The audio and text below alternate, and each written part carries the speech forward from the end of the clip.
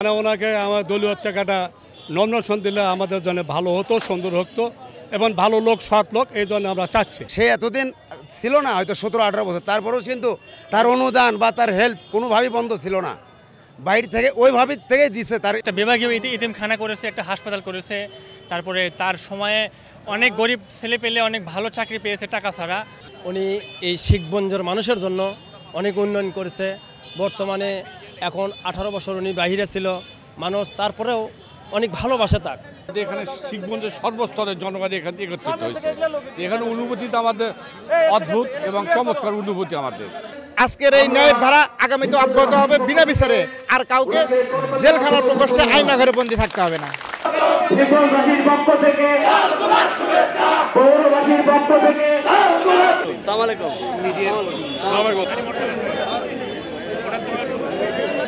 সবাইকে ধন্যবাদ জানিয়ে আজকের এই বড় সম্বর্ধনা অনুষ্ঠান, আমাদের দল জাতীয়তাবাদী দল, আমরা একটা বিভিন্ন দলের সঙ্গে লিয়াজোগ করে সংগ্রাম করেছি। এখন আমাদের নেত্রী, আমাদের নেতা যেভাবে যাকেই নমিনেশন দেখবে কেন আমাদের তাদের পক্ষে কাজ করতে হবে, তাদের পক্ষে কাজ করতে হবে, তাদের পক্ষে কাজ করতে হবে। তারেক রহমান সাহেব, আমাদের অ্যাক্টিং চেয়ারপারসন সাহেব যে নির্দেশনা দেন সেই নির্দেশনা অনুযায়ী আমাদের চলতে হবে, এর কোনো ব্যতিক্রম চলবে না। আমাদের নিজেদেরও একটু সহনশীল হতে হবে, সব দিক থেকে একটু উগ্রতা কমাতে হবে। এই যে ধরেন ভাঙ্গা চূড়া, ওনারা 18 বছর যা করেছে, আমরা বিএনপিরা কি তাই করতে পারি? আমরা কি তাই করা উচিত? সেই জন্য আমাদের একটু ধৈর্য ধরতে হবে। ওনারা যা করছেন, ওনাদের বিচার আল্লাহ করছেন, ওনাদের বিচার আল্লাহ করছেন। দেখলেন না, উনি 45 মিনিট সময় পেলেন না, উনি বাংলাদেশ থেকে ভারতে যে আশ্রয় নিলেন। কিন্তু আমরা এখনো এই 18 বছর কত নির্যাতন করে, আপনারা আছেন না? আছি তো, আমরা এখনো আছি, আমরা তো পাড়ায় যাইনি, কিন্তু ওনারা পাড়ায় গেলেন। একজন কোন নেতা নাই যে পাড়ায় দেয়, কোন ডিস্ট্রিক্টের কোন নেতাই নাই, তৃণমূল পর্যন্ত কোন নেতা নাই। তাই এদের জন্য আবার এনাদের বাড়ি ঘর এগুলো ভাঙা জোগাড় করা যাবে না। এটা ভাঙা জোগাড় করলে এটা আবার আমাদের দুর্নাম হবে।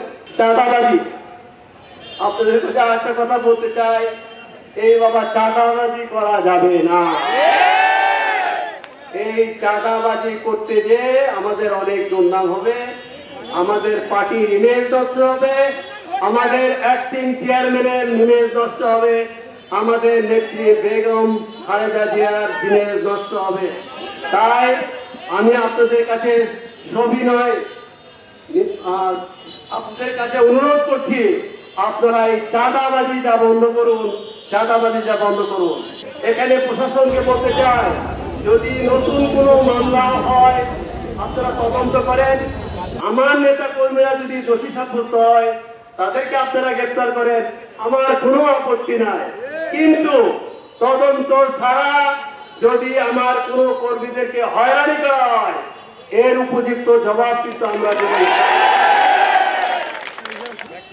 আমি কিছুদিন আগে শুনতে পারলাম আমাদের কিছু কিছু নেতা এবং কর্মী, ওনারা আমাদের যারা নির্যাতিত অনেক নেতা এবং কর্মীদের নামে মিথ্যা মামলা দেন এবং এই মিথ্যা মামলা দিয়ে কারাগারে পাঠানোর চেষ্টা ওনারা করেন। আমি জানি না এই সত্য মিথ্যা, আমি জানি না, আমাকে দেখতে হবে, আমাকে দেখতে হবে, আমি তো জানি না। আপনারা যখন আমাকে শুনতে দেন, বলতে দেন, আমাকে বলতে দেন, আমি এই জিনিসটা দেখবো। আমি প্রশাসনের সঙ্গে কথা বলেছি, আমি প্রশাসনকে এখনো বলতে চাই, এখানকে থানার ওসি সাহেব আছেন, পিআরও সাহেব আছেন, ওনাদের উদ্দেশ্যে বলতে চাই, আপনাদের কাছে এই আজকে আমি অনুরোধ করতে চাই, মিথ্যা মামলা আমার কোন নেতা কর্মীর সাথে দিয়ে না। যদি এখন আমি অনুরোধ করছি, মিথ্যা মামলা দিয়ে না। যদি এর পরে অনুরোধে কাজ না হয়, তাহলে কিভাবে মিথ্যা মামলা থেকে রেহাই পেতে হয় তা আমরা থাকবে আপনাদের প্রতি কয়টা জিনিস থাকলো, সেটা হচ্ছে প্রতিহিংসা পরায়ণ হওয়া যাবে না। দ্বিতীয়ত কথা, মিথ্যা কথা বলা যাবে না। তৃতীয়ত কথা, মাদকের প্রতি জিহাদ ঘোষণা করতে হবে।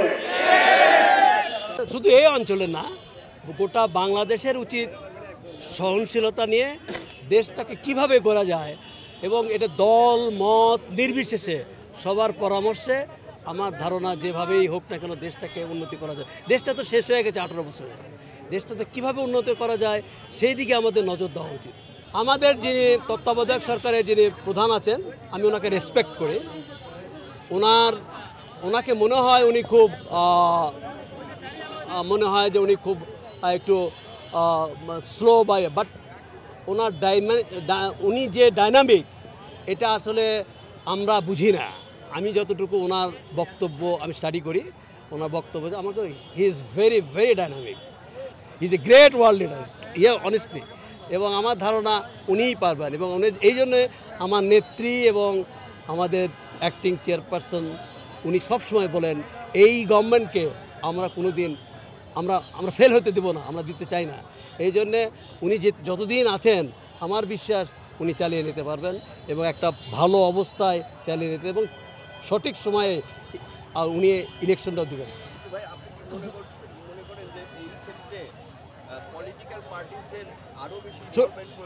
পলিটিক্যাল পার্টি ইনভেস্ট করে ভাই, পলিটিক্যাল পার্টি এক জিনিস, এটার ওনাদের আইডিওলজি এক জিনিস।